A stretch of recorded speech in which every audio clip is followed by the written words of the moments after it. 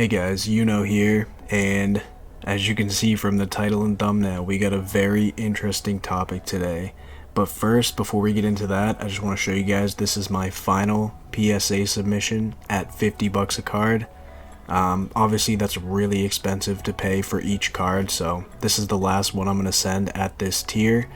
After that, we're just going to wait for 25. So we got the Lost Art Dark Magician Girl, really cool promo, nice card.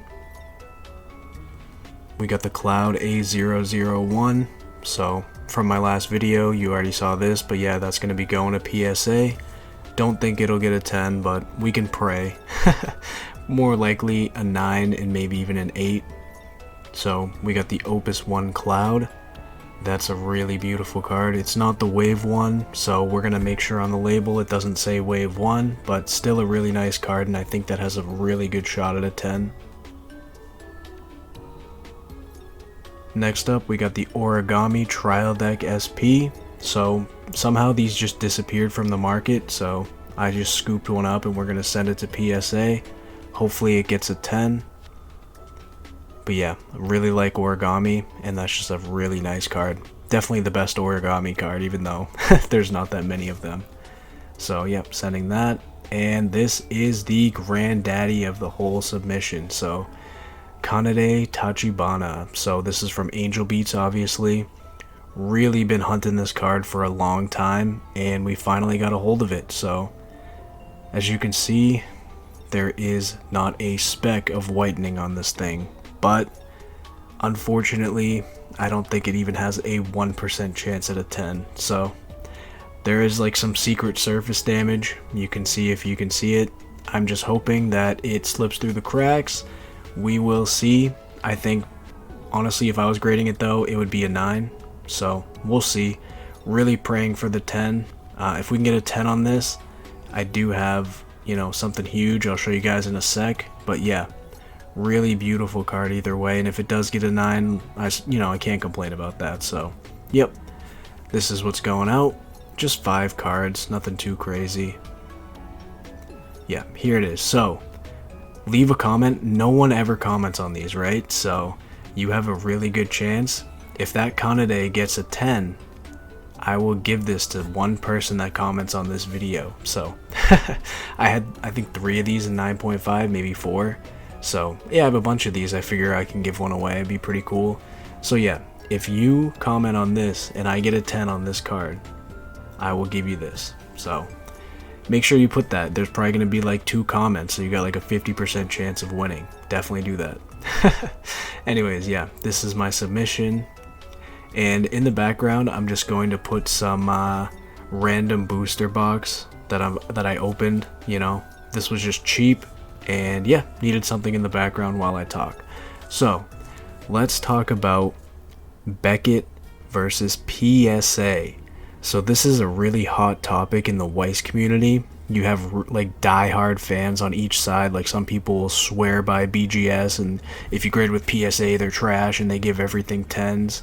So I mean, that is, you know, kind of the case sometimes, but here.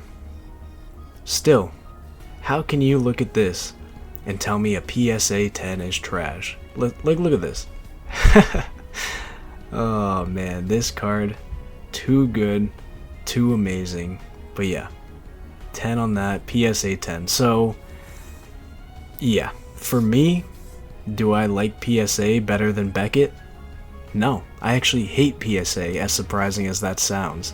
So someone sending a ton of cards to PSA, I hate PSA, and I actually like Beckett better. So why am I grading all my stuff with PSA?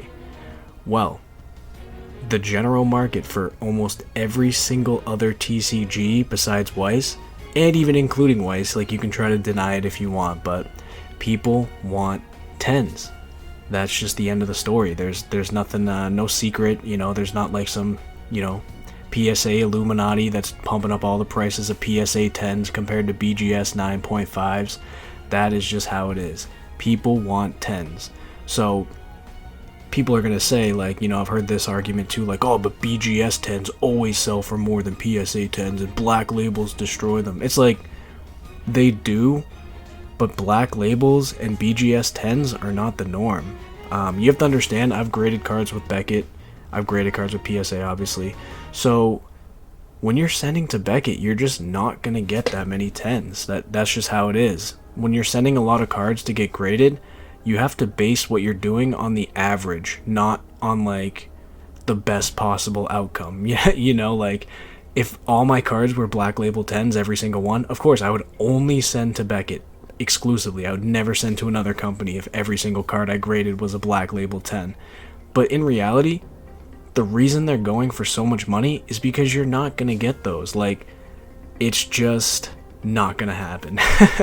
Like, if you send 10 Weiss cards, maybe you get a black label, maybe 2, and then, you know, if you're really lucky, you get like 3, 4 even, but that is very rare to see 4 black labels out of 10 cards. So, in reality, you're going to get a bunch of 9.5s, and a lot of people think that 9.5 is the same as a PSA 10. Which, in terms of quality, that is pretty true, that a 9.5 is very comparable to a PSA 10, but they won't sell for the same price. Like, it's just an undisputed fact. You can look at every single trading card game, sports cards, anything. A BGS 9.5, never in a million years is that selling for the same price as a PSA 10. Like, even if the card quality is the exact same, if I took the same card and put it in both slabs, BGS 9.5, PSA 10, the 10 will sell for more, even if it is the exact same card. So that's why I mainly send to PSA. I do not like PSA. I don't like giving them my money. I'm not a PSA fanboy. Most of my collection is PSA though, and you're probably like, well, you know, you just want to protect the value of your PSA. Well, no. The reason I sent there was because that's where the value is. That's what the market decided.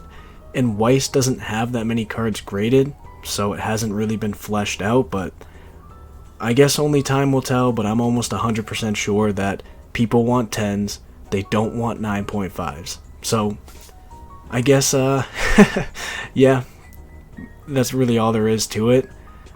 Other than that, right now, I know Beckett opened up 50 a card, same as PSA 50 a card, so the price is no longer a factor. For the longest time, that was my biggest factor, was that the cheapest BGS was like $250 for a while, so obviously I was never going to send anything at $200, $250. Yeah, I mean, that's about it.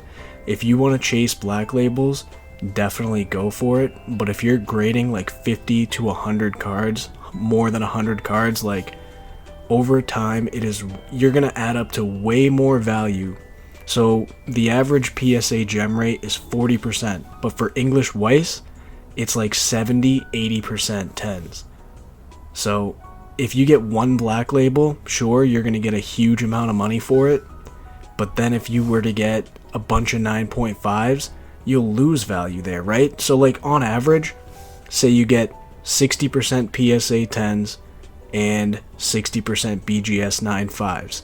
Maybe you get 5% BGS 10s, 10%, even 20%. If you get 20% BGS 10s, it's still better to go with PSA and get the 60% 10s. Like, I don't know. Pretty ranty, but that's my opinion on it. So I don't hate Beckett. I actually like Beckett. It's my favorite, slab. But unfortunately, grading with them is a nightmare. Their website is trash. Their pop report is trash. Can't be trusted. I have Weiss cards in BGS 9.5, BGS 10 that say pop 0. So like, you can't even track the amount of them in circulation. Like PSA, at least their pop report is accurate. Sometimes they put the wrong name on the card. Like I've seen a couple Japanese Weiss cards that have the wrong name on the label. But when they fix that in their system, they keep the population. So like, an example would be like a short snooze Amelia. If you look up the pop report on that, there was, let me think. Sorry, this is getting long, so I'm trying to do this off the top of my head, but there was like 3 of them in the pop before I sent mine in, and I corrected the name on the label. I'm like, hey, wait a minute, that's not what it's called. It's called a short snooze Amelia. So they changed it in the pop report, and mine was the 4th or 5th graded, and it stayed as 4 or 5 graded, but they just changed the name in their system. So If those original people that graded it want to send it back in, obviously they can just change the name on the label, but yeah. So that never changes. The pop report is always, as good as it can be. So another problem with Beckett, and if you've ever submitted with them, their website's from like the 1980s, so it's very annoying, very hard to do. They don't keep track of your cards. And another thing, like, people keep telling me still, like, hey man, why don't you just try Beckett? They lowered the price and all this stuff. It's like, dude, they still have my cards. Remember my Kurumi from Beckett?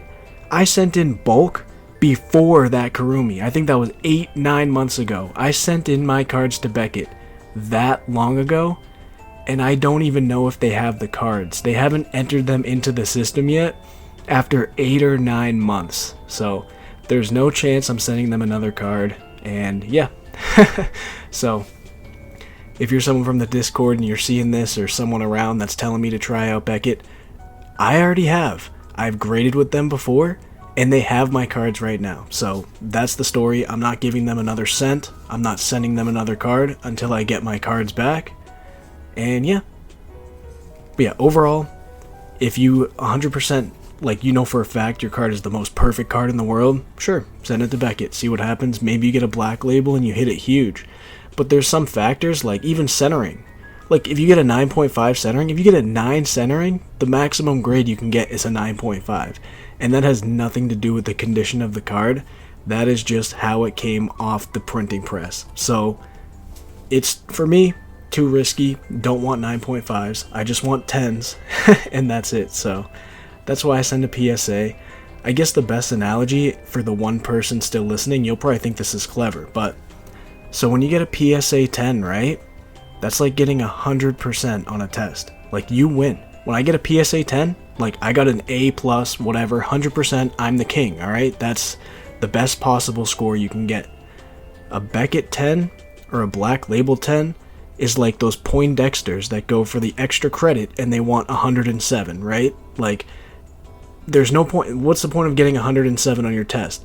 There's none, but, they want to flex. Look at me, I got the highest grade possible. I got a 107, you only got 100%. So, I could care less about that. PSA 10 in my collection, like, some cards, if you saw that recent King Black Label, I don't know if that was real or not, but let's say it was real.